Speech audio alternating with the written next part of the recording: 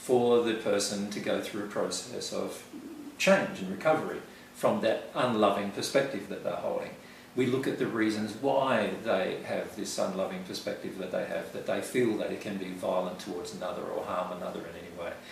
And this is something that we need to do as a society. We need to define what love would do, and I feel it's quite obvious in our current society that love would never be violent, and therefore, even though I say it's quite obvious, quite often we allow it, even in parents with children, and we allow it, you know, in society quite frequently. But it is quite obvious. We have many laws associated with the fact that trying to prevent violence, so it's quite obvious that violence is not loving. So what we need to do collectively then is restrict the will of the people who are being violent. And then once we restrict their will, we do it in a loving manner. We're not doing it out of our own personal rage about what they did. We're not doing it so that we punish them. So if they've murdered somebody, we're not doing it because we want revenge. We're not doing it because we want to attack them in any way.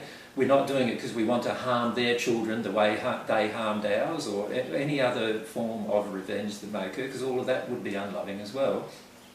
We do it because we love the individual and we want to assist them to change. Now, it could be, under that circumstance, that individual remains incarcerated for the rest of their life.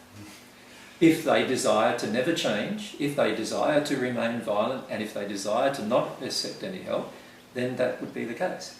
But it's highly unlikely that such a person would desire that. Highly unlikely given what kind of assistance we can give them, because we can give them very, very good assistance if we know what love is. Yeah. So I feel restricting a person's will is viable, certainly, as a condition of love, when the person is choosing to be violent, when the person is choosing to attack other people and be violent in their nature, then of course as a society we must restrict the will. That also applies to countries. We can restrict the will of countries without going to war with them. In fact, there's far greater ways to restrict the will of a country than there is to go to war with the country. And most people now know that. But going to war is generally due to rage and other emotions within the individuals that then are collectively gathered within the society, and then the society has an elected representative who reflects those particular principles, and then of course they're willing to go to war under those circumstances. But the reality is that every country on the planet, if it had a loving viewpoint of violence, then it would want to restrict the will of the country that decides to attempt to go to war without attacking it in return. Sure. And that might mean the loss of some lives, but in the end, if everyone